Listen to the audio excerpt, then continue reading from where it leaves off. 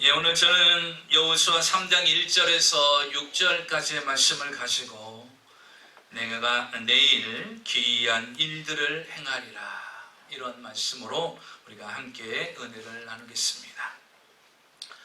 이스라엘 백성들은 이제 모세가 죽고 난 다음에 여호수아가 이스라엘의 지도자가 됩니다. 이제 여호수아가 이끄는 이스라엘 백성이 시작이 됩니다. 그들은 이제 드디어 하나님이 주시는 축복의 땅, 가나안 땅을 지금 목전에 두게 되어 있습니다. 40년 동안 광야 생활하면서 그렇게 기대하고 학수고대했던 그 기대의 땅, 가슴에 부푸는 땅, 가나안 땅이 그들의 목전에 있습니다. 이제 그들 앞에 있는 이 요단강만 건너게 되면 적과 꿀이 땅에서 하나님이 주시는 축복을 누리면서 살게 됩니다. 그런데 그들이 이제 이 가나안 땅을 향해서 들어가는 첫 번째 관문에서 그들은 커다란 큰 장애물이 그들을 가로막고 있습니다. 그 큰 장애물이 무엇이냐? 성경에 보니까 첫째로 한 번도 안 가본 길이라는 사실입니다. 오늘 성경 4절 하반절에 보니까 이렇게 성경은 기록하고 있어요. 너희가 이전에 이 길을 지나보지 못하였음이니라. 우리가 늘 걸었던 길이면 괜찮습니다. 늘 가봤던 길이면 익숙합니다. 그런데 한 번도 가보지 않은 길을 지금 이스라엘 백성들은 가야 합니다. 여러분, 2020년도 우리는 한 번도 가보지 않은 길이에요. 우리 교회가 한 번도 가보지 않은 그러한 교회의 모습입니다. 그리고 우리는 5분 뒤의 일도 어떤 일들이 생길지 아무도 모릅니다. 그렇죠? 우리는 지금 매일같이 한 번도 안 가본 길을 지금 가고 있는 거예요. 여러분, 한 번도 안 가본 길을 갈 때 어떻습니까? 두려움도 있고 염려도 되고 걱정도 되고 또 한편으로는 기대도 되는 거죠. 어떤 일들이 일어날까? 그런데 지금 이스라엘 백성들이 가야 할 그 땅은 한 번도 가보지 않은 길이라는 거예요. 기대보다는 두려움과 걱정이 앞설 수가 있습니다. 또 문제는 무엇이냐면 그들 앞에 거대한 요단강이 있는데 이 요단강이 범람을 하고 있다는 것이, 강물이 흘러 넘친다라는 것이죠. 오늘 성경을 보면 15절에 이렇게 기록하고 있어요. 요단이 곡식 거두는 시기에는 항상 언덕에 넘치더라. 곡식을 거두는 시기 때는 항상 요단강이 넘치더라고 성경은 기록하고 있습니다. 지금 이스라엘 백성들이 건너려고 하는 이 요단강은 시기적으로 1년 중에 강물이 가장 많이 불어나서 넘실거릴 때고, 그리고 그런 이유로 인해서 물결은 상당히 셉니다. 그러니까 쉽게 사람들이 그 강물에 그 시기 때는 들어가려고 하지 않습니다. 곡식을 거두는 시기는요, 바로 늦은 비에 역사하는 시기입니다. 그래서 곡식을 거둘 때는요, 늦은 비가 많이 내려와요. 그리고 또 특별히 헬몬산에서 있던 그 눈들이 녹아가지고 그 강물로 유입이 됩니다. 그러다 보니까 늦은 비와 헬몬산에서 눈 녹은 물들이 같이 흘러 들어오니까 이 물이 범람을 하게 되고 그 물결은 거세서 감히 사람들이 들어가기가 쉽지 않은 때라는 것입니다. 그런데 여러분, 지금 이스라엘 백성들은 얼마 만에 사람들이 지금 가는 겁니까? 200만이라는 숫자들이 가는 거예요. 노인도 있고 부녀자도 있고 어린아이도 있고 여러 가지 가축들도 있고요. 많은 또 살림살이도 있습니다. 그것을 가지고서 이제 이 요단강을 건너야 되는데 눈앞에 보인 요단강은 어떻습니까? 물이 범람하여 넘실거리고 그 물결은 거세게 흐르고 있고, 그리고 그 길을 가는데 한 번도 가보지 않은 길을 가야 되는 그런 상황입니다. 이런 상황임에도 불구하고 주님은 오늘 그들에게 이런 말씀을 하십니다. 5절을 같이 보겠습니다. 5절에 보니까 이렇게 말씀하시죠. 5절 하반절에 보니까 여호와께서 내일 너희 가운데 기이한 일들을 행하시리라. 앞에는 걱정이 들상 같아요. 넘실거리는 요단강이 있습니다. 한 번도 가보지 않은 길이에요. 미래가 보장되어 있지 않죠. 한치 앞을 내다볼 수 없는 상황입니다. 그런데 주님은 말씀하십니다. 기다려라. 내가 내일 너희에게 기이한 일을 행할 것이다 라는 것입니다. 사랑하는 성도 여러분, 하나님은 어떤 자에게 기이한 일들을 행하실까요? 이스라엘 백성들에게 내일 기이한 일을 행하시기 위해서 백성들에게 요구한 몇 가지가 있는데요. 그 요구한 몇 가지를 다 들으니까 하나님께서 그들 앞에 기이한 기적들을 행하여 주셨습니다. 저는 우리 사랑하는 성도님들이 이제 매일매일 여러분의 삶 속에 하나님이 행하시는 기이한 일들, 기적 같은 일들이 넘쳐나시기를 주의 이름으로 축원합니다.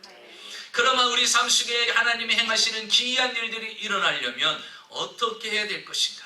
하나님은 어떠한 저에게 기이한 일들을 행하시는가? 성경을 통해서 함께 은혜를 나누겠습니다. 첫째로 하나님이 함께 하심을 확신하는 사람에게 하나님께서는 기이한 일을 행하신다라고 말씀하고 있습니다. 오늘 성경 본문 1절에는 이스라엘 백성들이 요단강을 건너기 위해서 시딤을 떠나서 요단에 이르게 됩니다. 지금 넘실거리는 요단강을 바라보면서 그들은 3일 동안 그곳에서 머물게 됩니다. 그들 눈앞에서는 요단강이 넘실거리고 거세게 흐르는 요단강이 그들 앞에 보입니다. 그런데 문제는 그 요단강을 건너야 된다는 거예요. 그런데 여러분 보세요. 홍해바다 앞에 서 있을 때 이스라엘 백성들의 모습과 지금 요단강 앞에 서 있는 이스라엘 백성들의 모습은 똑같은가요? 다른가요? 완전히 다릅니다. 홍해바다 앞에 섰을 때 이스라엘 백성들은 모세를 원망하고 한탄했어요. 우리가 차라리 나오지 않았으면 좋았을 것. 내가 우리를 이곳에 물에 빠져 죽게 만들려고 우리를 데리고 나왔냐? 모세를 원망하고 하나님을 원망했어요. 그런데 지금 이 요단강은 어떻습니까? 물이 거세게 흐르고요. 물이 범람합니다. 그런데 그것을요 3일 동안 지켜보고 있는 거예요.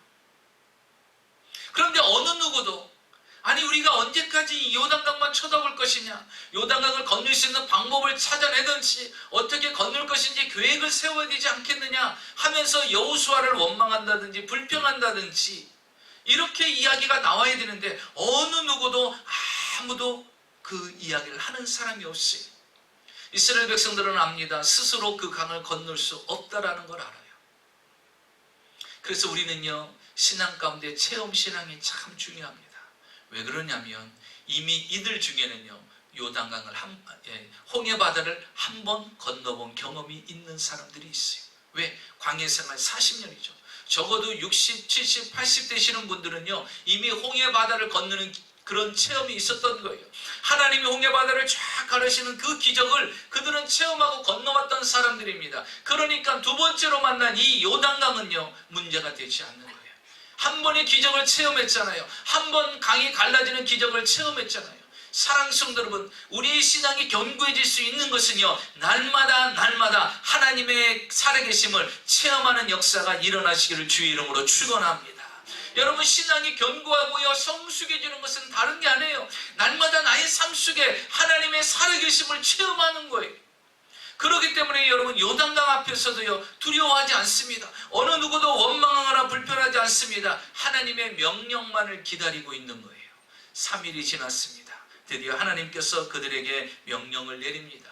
여호수아에게 명령을 내려서 제사장들에게 법궤를 언약궤를 어깨에 메고 너희들은 나가라는 것입니다. 그러면 백성들은 제사장들이 언약궤를 어깨에 메고 나갈 때 그 모습을 보면 너희들도 일어나서 그 뒤를 따르라는 것입니다. 오늘 성경 3절을 보면 이렇게 기록하고 있습니다. 백성에게 명령하여 이르되 너희는 레위 사람 제사장들은 너희 하나님 여호와의 언약궤를 메는 것을 보거든 너희 있는 곳을 떠나 그 뒤를 따르라 이렇게 말씀하십니다. 요단강을 건너는 과정에 주님께서 이제 그들에게 명령을 내리는데 제사장들이 언약궤를 메고 법궤를 메고 일어나서 이제 행진을 하기 시작하면 백성들도 그 모습을 보면 바로 일어나라는 거예요. 그리고서 그 법궤의 뒤를 쫓아가라는 것입니다. 지금 이스라엘 백성들에게는 뭐가 필요합니까? 요단강을 건너는 방법이 필요해요. 요단강을 어떻게 넘어갈 것인가 체계적인 계획과 방법이 필요합니다. 그런데 주님은 그것을 이야기하지 않습니다. 법궤를 앞세우고 나가면 너희들은 그 뒤를 따라가라는 것입니다. 왜 주님께서 이것을 명령했을까? 여러분 이스라엘 백성들에게 있어서의 법궤는 무엇입니까? 법궤는 무엇이에요? 하나님의 임재입니다. 하나님이 함께 하신다는 뜻인 것입니다.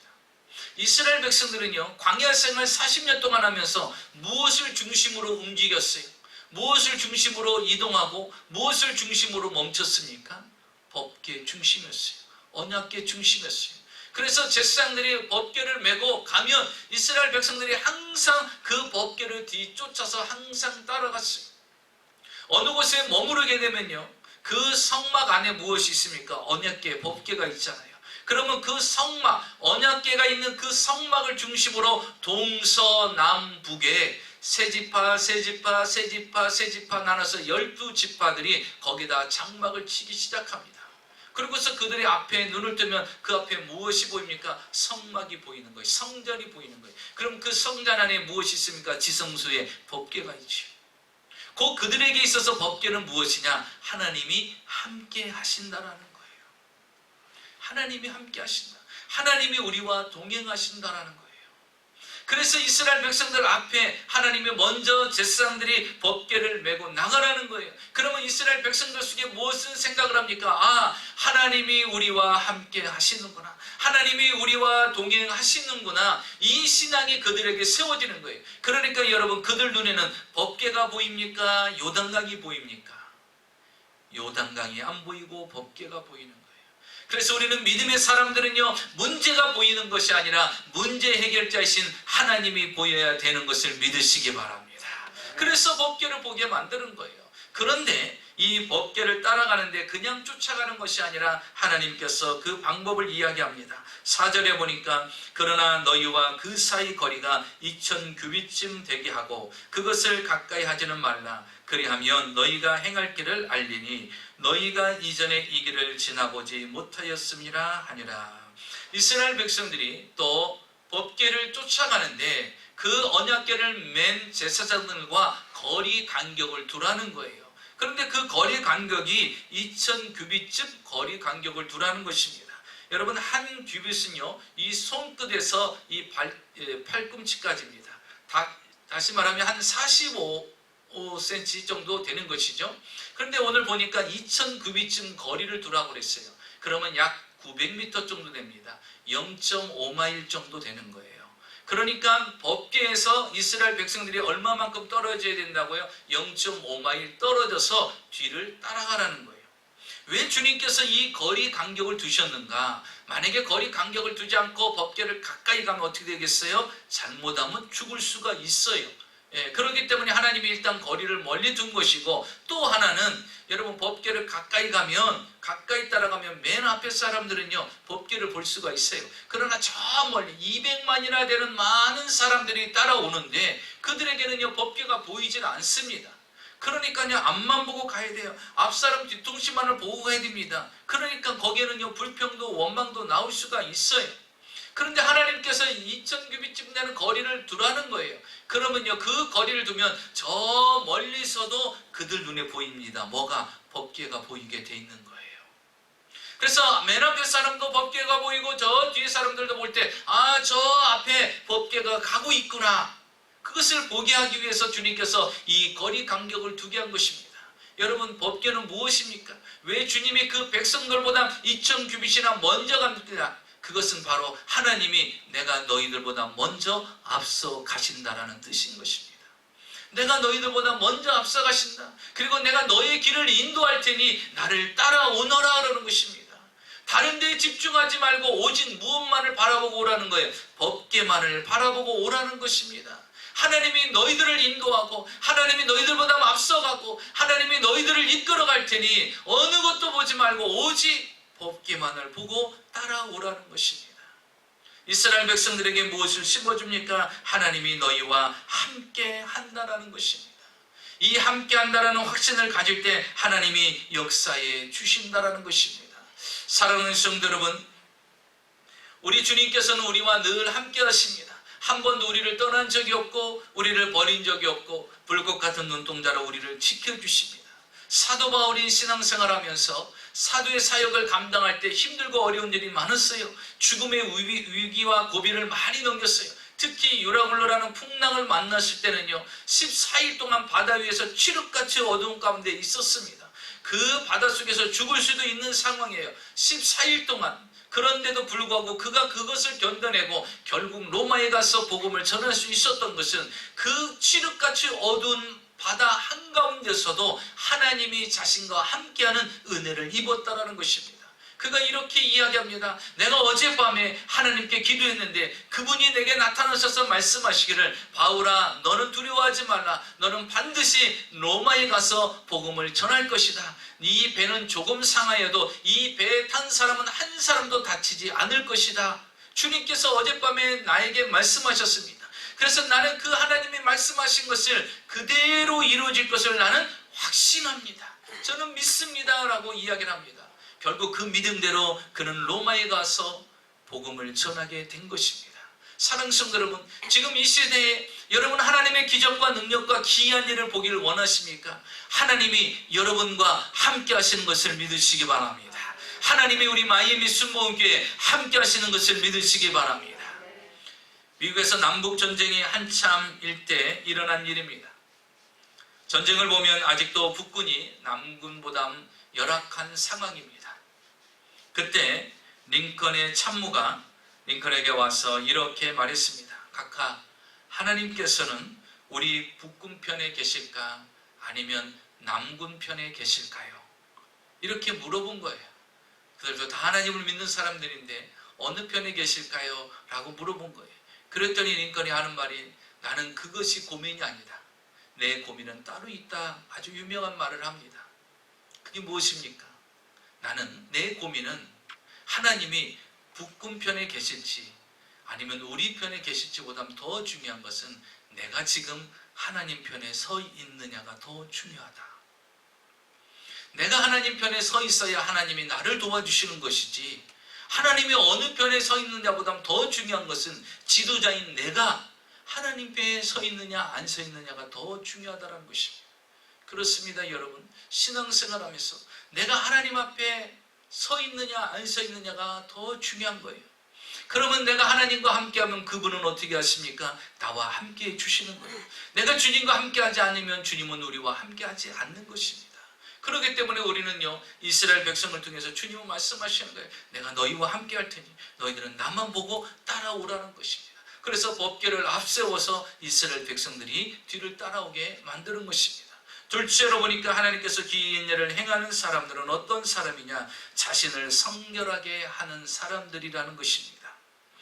요단강을 건너기 전에 이스라엘 백성들이 지금 전혀 맞지 않는 하나님의 또 명령이 그들에게 하달이 됩니다. 5절에 보니까요 자신을 성결하게 하라는 거예요. 지금 이것이 요단강을 건너는 것하고 아무 상관이 없어요.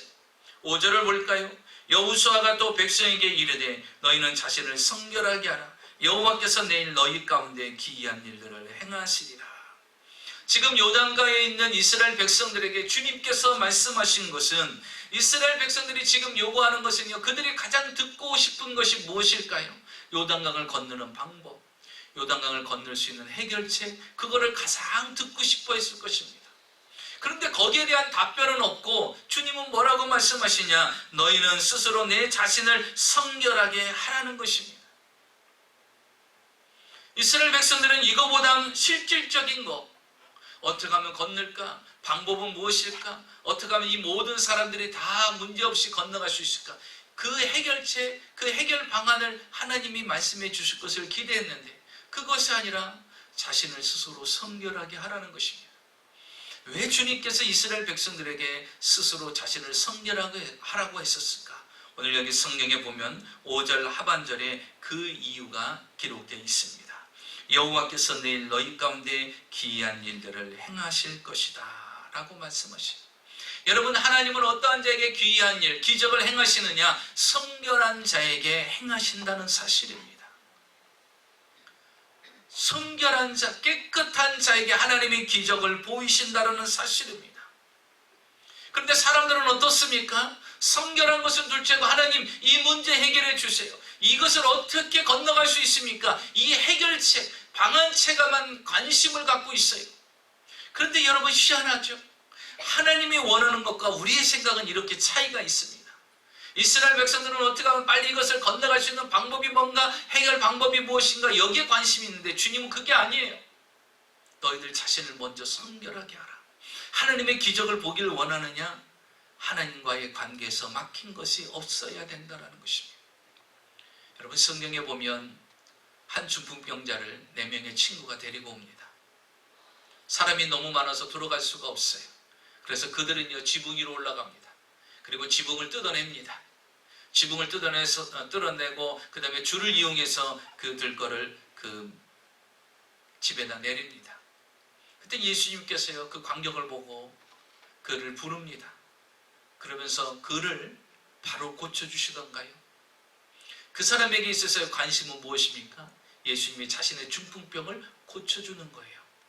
주님이 만났으니까 주님이 바로 그에게 안수를 한다든지 명령을 내려서 그 중풍병을 고쳐줄 줄 알았어요. 그런데 주님은요 생각지 않은 말씀을 하십니다. 수자야 내 죄사함을 받았느니라. 이 말씀을 하시는 거예요.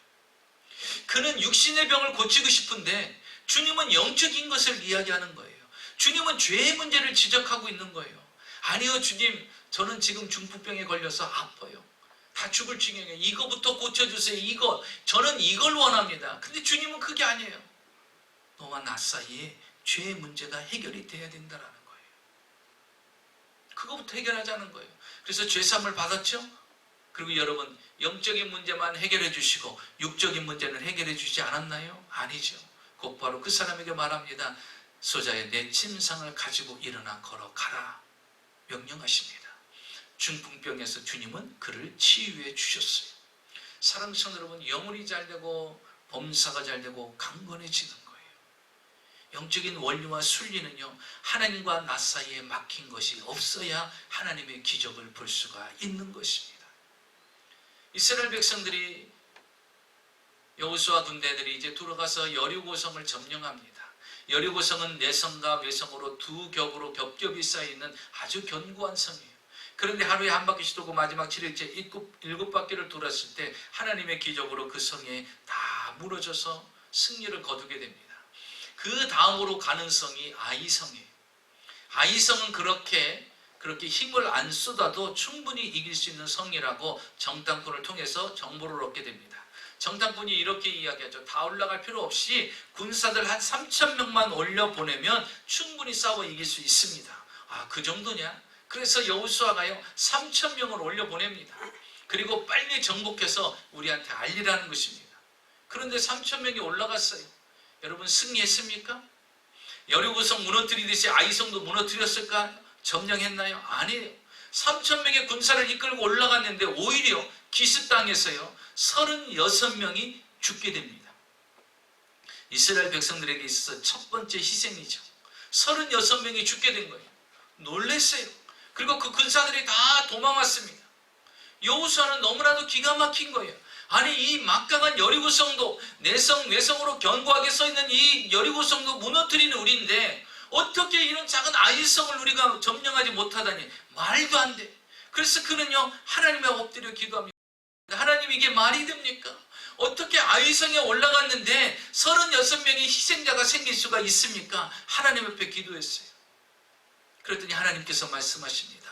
너희 가운데 나와 사이에 막힌 것이 있다라는 거예요. 주님, 그게 무슨 말씀입니까? 하나님과 우리 사이에 막힌 것이 있다니요.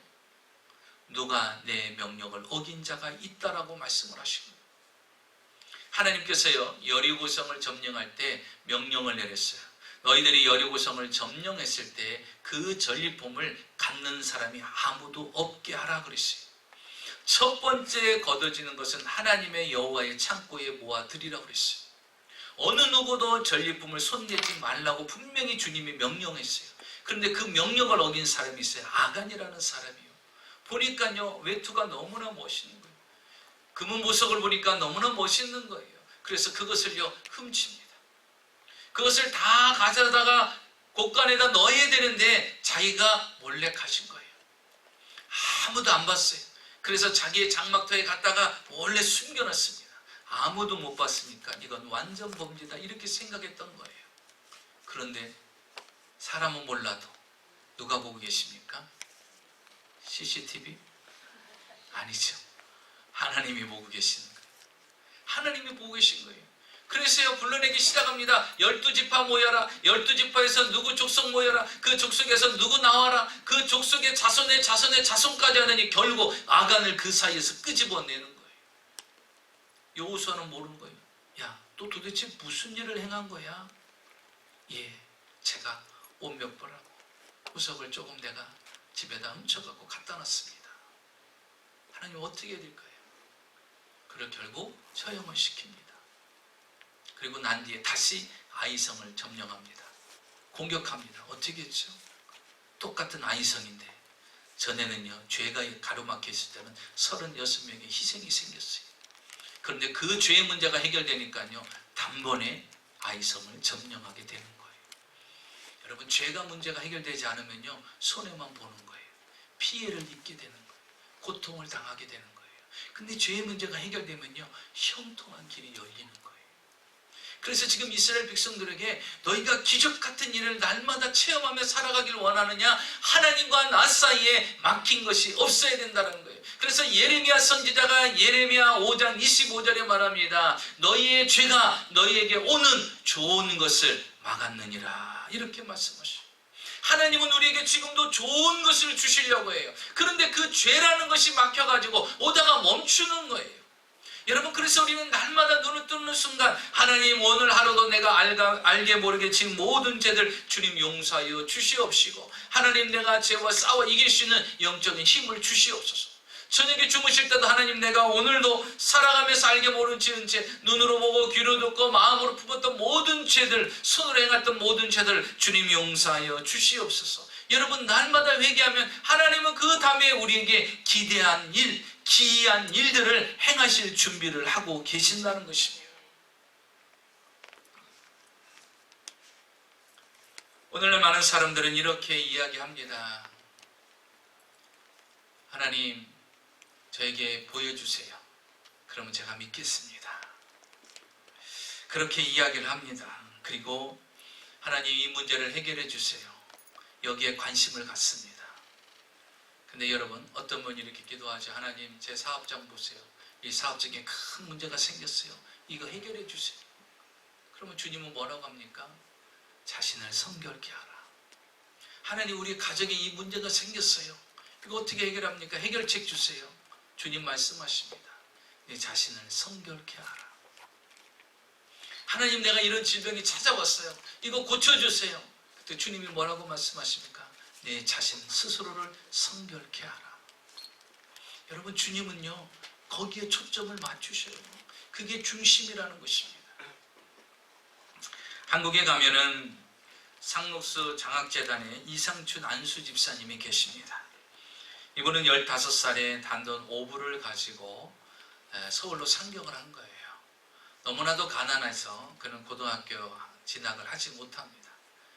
그가 하나님을 믿기 때문에 교회에 갈 때마다 그는 항상 이렇게 기도합니다. 하나님, 저는 가난해서 어려워서 교육을 제대로 받지 못했습니다.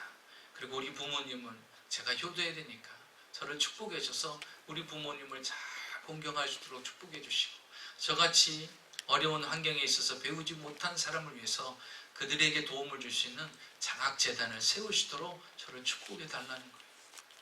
고등학교도 나오지 못한 사람이 그런 꿈을 갖게 된 거예요. 그러면서 하나님께 기도하기 시작한 겁니다. 그리고서 21살에 스프링을 만드는 그런 곳에 취직을 합니다. 그리고서 그곳에서 열심히 일을 배웠어요. 그 사장님 눈에 들었어요. 그리고 그 사장님이 그에게 스프링 공장을 하나 만들어 그가 이제 운영할 수 있게끔 그런 이제 오너가 된 거예요. 그는 하나님 앞에 기도하면서 하나님, 내게 주신 이 사업장 잘 세워나가게 해달라고 계속해서 기도하면서 이끌어갑니다. 하나님이 축복해 주셔서 어마어마한 만큼 축복을 받게 된 거예요. 그런데 이상하죠? 우리가 축복을 받으면 좀 흔들림이 있잖아요. 축복을 받았는데요, 너무나 바쁜 거예요. 만나야 될 사람들도 너무나 많은 거예요. 그러다 보니까 그 만남이요, 주일날까지 이루어지는 거예요. 그래서 주일날도 사람을 만나러 나갑니다. 그 사람과 미팅 시간을 잡아가지고 그 사람과 이야기를 하고, 또 그런 사업장에 관한 거, 사업에 관한 거 계속 이야기하다 보니까요, 주일을 한 번 빠지고 2번 빠지고 3번 빠지고 그냥 아예 습관적이 돼버린 거예요. 그렇게 계속해서 나갑니다. 하나님을 멀리하고 하나님이 함께하는 사업장이 아니라 자기의 노력과 수고와 땀을 흘려서 하려고 하는 사업장이 되어버린 거예요. 그런데 하나님께서 이 안수 집사님을 사랑하셔서 하나님께서 살인의 징계를 대기 시작합니다. 그렇게 잘 나가던 사업장이 그렇게 일취월장했던 사업장이 갑자기 부도 위기에 처하게 됩니다. 하나님께서 사람들과 관계도 떨어지게 만들고 사업장은요 계속 밑으로 내려가기 시작하는 거예요. 그래서 심지어 어느 정도까지 갔느냐, 내일 5시까지 돈을 막지 않으면 그 회사는, 그 사업장은 부도가 나게 돼 있을 정도로 상황이 돼버린 거예요. 그러니까 내일 5시까지 해결하지 못하면, 돈 문제를 해결하지 않으면 이제는 더 이상 사업장을 운영할 수 없을 정도로 부도 위기까지 처하는 상황이 됩니다. 그래도 그는 정신을 차려서 하나님께 나옵니다. 그리고 기도합니다. 하나님, 저의 죄를 용서하여 주시옵소서.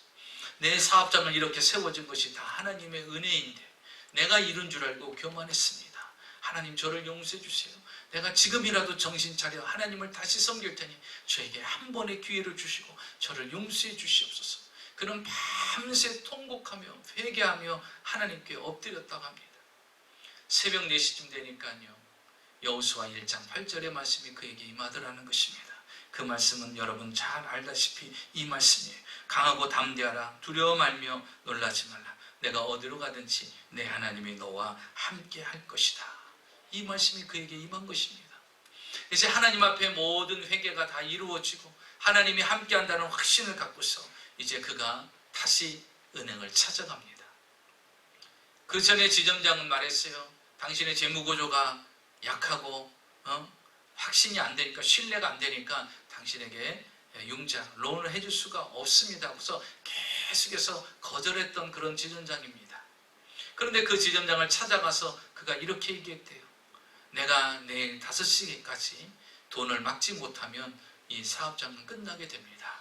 그러니 당신이 론을 해주면 이 사업장은 다시 일어설 수 있는데 당신이 도와줬으면 좋겠습니다. 이렇게 이야기했다는 거예요. 지금까지 안 도와주겠다고 한 그 지점장이 갑자기요, 마음이 바뀌어서 이렇게 얘기하더라는 거예요. 아니, 사장님을 도와주지 않으면 누구를 도와주겠냐고. 갑자기 그렇게 마음이 달라지더라는 거예요. 여러분, 그래서 기도는요, 사람의 마음을 움직입니다. 회개는요, 하나님의 능력이 나타납니다. 성결은요, 하나님의 움직이기 시작하는 귀한 도구가 된다는 것이요. 회개하고 나서 부르짖고 기도하고 지점장을 만났더니요, 어떻게 이 사장님을 도와주지 않을 수가 있느냐, 걱정하지 마시라고, 내가 5시 안으로 그 문제 다 해결하겠다고. 결국 그 문제가 해결되고 부도도 해결되고 결국은 지금은 1천억 원이라는 매출을 올리는 자동차 부품 회사로 든든히 세워졌습니다. 2008년도에는요 10억 원을 만들어 가지고 장학재단을 만들었어요. 자신처럼 가난하고 못 배우는 사람을 위해서 다 배움의 길을 열어주는 그런 장학재단을 만들었어요. 여러분, 시골에서 가난하고 단돈 5불을 가지고 서울에 살경했던 그 사람이 하나님을 붙잡고 귀한 일을 체험하게 된 것입니다. 그에게 막혀있던 죄의 문제, 하나님과의 관계가 문제가 해결되니까 하나님이 그 인생에 일어날 수 없는 귀한 일들을 만들어 주시더라는 것이에요. 여러분, 스스로를 자신을 성결하게 하면 그 뒤에는 하나님의 귀한 일이 일어나는 것을 믿으시기 바랍니다. 셋째로 보니까 마지막으로 믿음으로 나아가는 사람에게 하나님은 귀한 일을 보여주십니다. 6절에 보니까 요단강을 건너기 위해서는 반드시 필요한 것이 있었는데 그것은 믿음이라는 것입니다. 6절에 여호수아가 또 제사장들에게 말하여 이르되 언약궤를 메고 백성 앞에 건너라 하며 곧 언약궤를 메고 백성 앞에 나가니라. 8절에 보니까요, 너는 언약궤를 맨 제사장들에게 명령하여 이르기를 너희가 요단 물가에 이르거든 요단에 들어서라 하며, 하나님께서 제사장에게 언약궤를 메고 백성들보다 앞서 가라는 것입니다. 그리고 그 앞서 가서서 이제 요단강 앞에 도착하면 언약궤를 맨 제사장들이 어떻게 하라는 거예요? 요단강에 들어가라는 것입니다. 요단강에 들어가라는 거예요. 여러분, 홍해바다하고 요단강은 다릅니다. 홍해바다는 어떻게 건넜죠? 홍해바다는 하나님께서 갈라놓으시고 건너가게 했어요. 그런데 요단강은요 갈라지지 않았어요. 여러분 앞에는 홍해바다가 있었으면 좋겠습니까? 요단강이 있었으면 좋겠어요? 홍해바다가 좋죠. 왜? 갈라놓고 건너갈 수 있으니까 편하죠. 근데 요단강은요 갈라진 게 아니에요. 내가 들어가면 갈라지는 거예요. 그러니까 무엇이 필요합니까? 여기에는요, 믿음의 결단이 필요한 거예요. 믿음이 필요한 거예요. 그래서 어린 신앙 때는요, 하나님이 만들어주시고 보여주셔요. 그런데 성숙된 신앙 때는요, 하나님이 그의 믿음대로 역사해 주신다라는 거예요. 그러니까 우리는 지금 성숙된 성도니까 어떻게 해야 돼요? 하나님 앞에 우리의 믿음을 보여드려야 된다는 거예요. 그래서 언약궤를 맨 제사장들이 이제 요단강에 도착하면 제일 먼저 어떻게 가라는 거예요? 그 안에 들어가라는 거예요. 자, 15절을 볼까요? 요단이 곡식 거두는 시기에 항상 언덕에 넘치더라, 이렇게 말씀하세요. 자, 요단강물은 어떻습니까? 지금 넘실넘실거리면 넘치려고 해요. 거세게 물결은 셉니다. 그곳을 지금 법궤를 맨 제사장들이 들어가야 돼요. 여러분, 들어가면요, 거센 물결에 쓸려서 떠내려갈 수도 있어요. 빠져서 죽을 수도 있는 상황입니다. 그런데 무엇을 믿는 거예요? 하나님이 나와 함께 하심을 믿고 믿음으로 들어가는 것입니다. 첫 발을 내딛고 들어갑니다. 여러분, 어떤 일이 일어났습니까? 그 흐르던 물이 갑자기 끊어지면서 멈추게 되는 역사가 일어납니다. 여러분, 믿음을 보일 때까지 주님은 기다리시고 그 믿음을 행할 때 주님은 곧바로 기적을 행하시는 것을 믿으시기 바랍니다. 그래서 우리는 귀한 일을 보려면요, 여러분, 믿음을 주님 앞에 보여야 됩니다.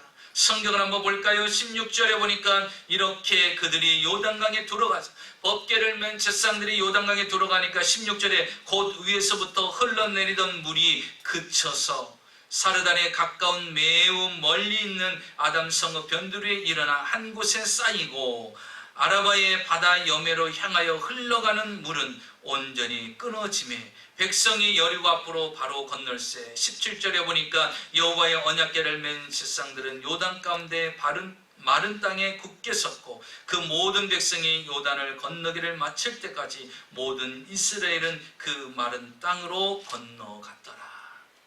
여러분, 법궤를 맨 제사장들이 가니까요, 곧바로 흐르던 그 요단강물이 그치기 시작합니다. 멈추기 시작해요. 더 이상 아래로 내려오지 않는 거예요. 그러면서 그 땅이 마르기 시작합니다. 그리고 이스라엘 백성들은 그 땅을 향해서 건너갑니다.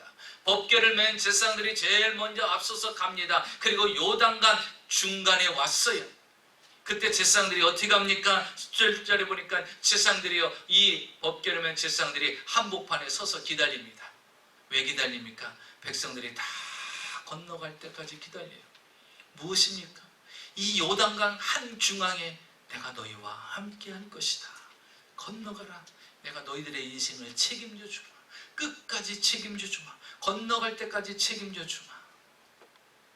그래서 이스라엘 백성들은요, 법궤는 곧 눈에 보이는 하나님이었어요. 자신들 삶 속에 임재하시는 살아계신 하나님이었어요. 여러분, 어떻게 이런 기적을 볼 수가 있을까요? 그것은 다름 아니라 믿음으로 보였기 때문인 것입니다. 사랑하는 성도 여러분, 어떤 환경 가운데서도 여러분 믿음으로 반응하시기를 주의 이름으로 축원합니다. 믿음으로 반응하면 하나님이 역사하시고, 믿음으로 반응하면 여러분의 믿음만큼 역사하시는 거예요. 30% 믿으면 30% 역사할 것이고, 60% 믿으면 60% 역사할 것이고, 100% 믿으면 100% 역사해 주실 것입니다. 그런데 사람들은요, 이렇게 이야기합니다. 하나님, 보여주시면 내가 믿겠습니다. 이렇게 말하잖아요. 하나님, 갈라놓으시면 내가 건너가겠습니다. 근데 주님은요, 그렇게 안 하시더라고요. 어떻게 하시냐 보니까 나사로 무덤 앞에 섰을 때 마리아와 마르다에게 주님이 이렇게 말씀하십니다. 내가 믿으면 하나님의 영광을 보리라. 이렇게 말씀하시죠. 두 가지를 이야기합니다. 내가 믿으면 하나님의 영광을 보게 될 것이다 라는 거예요. 그러니까 무엇이에요? 믿어야 하나님의 영광을 볼 수가 있다는 것입니다. 다시 말하면 믿지 않으면 하나님의 영광을 볼 수가 없다는 것입니다. 지금 이스라엘 백성들이 하나님의 영광을 봅니다. 하나님께서 홍해 요단강을 다 끊어놓으시고 더 이상 물이 흐르지 않게 만들고 넘실거리는 물이 없게 만들고 그 땅을 다 마르게 만드셔서 이스라엘 백성들을 다 건너게 하는 그 하나님의 영광의 임재 속에 이스라엘 백성들이 다 건너가는 거예요. 지금 하나님의 영광을 그들은 보면서 기적 가운데 그 땅을 건너가는 겁니다. 여러분, 우리 하루하루의 삶이 하나님의 영광스러운 기적을 보면서 여러분의 인생길을 건너가는 은혜가 있으시기를 주의 이름으로 축원합니다. 아멘. 하나님은 오늘도 귀한 인생을 만들어내기를 원하시고, 일본의 적장인 도요토미 히데요시가 있습니다. 임진왜란을 일으키고 우리나라를 쑥대밭으로 만들었던 도요토미 히데요시. 여기서는 조금 영화 보기 어렵죠. 제가 LA 있을 때 명랑, 이순신 장군 나오는 명랑 영화를 봤는데 그냥 감동을 받았는데, 저에게는 아직 12척의 배가 남았습니다. 뭐 이러면서 멋지게 그 마무리해서 전쟁을 승리를 이끌어가는 이순신 장군의 모습을 보는데, 이 도요토미 히데요시가요, 원래 미천한 가정에서 태어난 사람이에요. 아주 가난하고 천한 직업에 태어난 사람이에요. 사람이 자기 미래에 대해서 너무나 관심이 많은 거예요. 그래서 점쟁이를 찾아갔어요. 점쟁이를 찾아가서 내가 앞으로 어떤 사람이 될 건가, 그게 궁금했던 거예요. 그래서 이 점쟁이는 손금을 봐주겠대요. 그래서 이렇게 손을 내밀었어요. 그랬더니 이 점쟁이가 이 도요토미 히데요시의 손을 이렇게 보더니, 당신은 절대로 출세할 수가 없다고. 그러니까 히데요시가 말하는 거야. 아니 왜 내가 출세할 수 없냐? 그랬더니 당신은 출세할 그 선이, 그 가지가 끊어졌다라는 거예요. 여러분 손금 보실 줄 아시는 분 계시죠?